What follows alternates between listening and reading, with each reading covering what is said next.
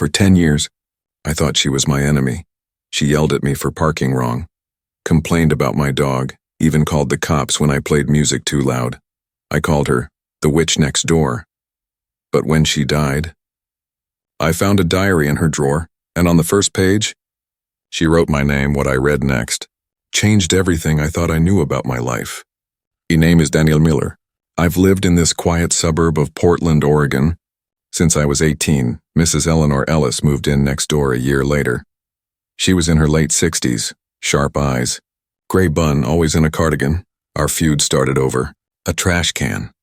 Mine blew into her yard during a storm. She dragged it back to my driveway and left a note. "Keep your mess off my property."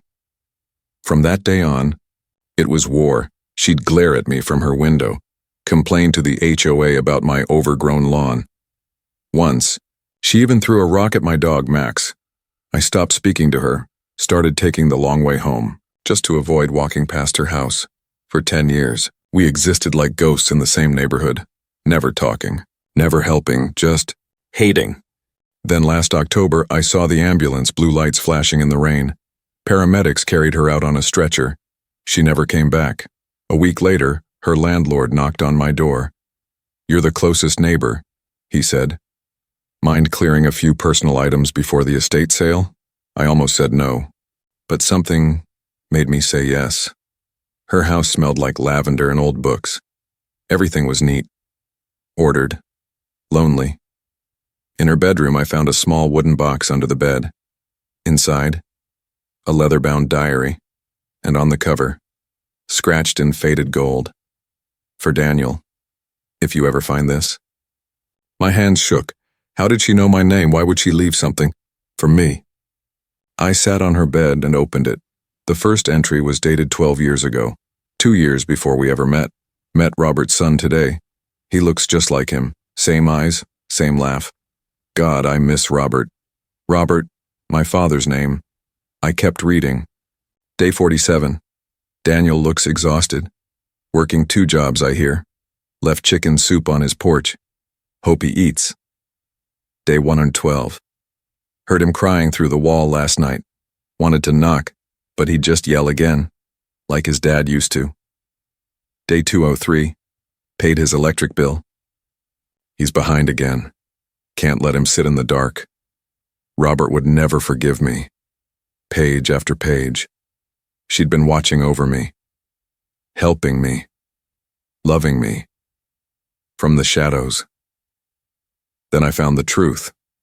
Robert and I were nurses together in the Gulf War. We weren't just friends, we were in love. But he met Sarah, Daniel's mom, and chose her. I never resented him. I just loved him quietly. On his deathbed, he made me promise, watch over Danny. He's stubborn, but he's got a good heart. So I moved here to keep my promise. I dropped the diary all those years. I thought she was cruel, but she was keeping a promise to my father. At the back of the diary was a sealed envelope. "Open only when you understand," it said. Inside was a letter and a key. "Daniel, if you're reading this, you know the truth. I'm sorry I never told you, but I didn't want your pity or your guilt. I just wanted to keep Robert's son safe.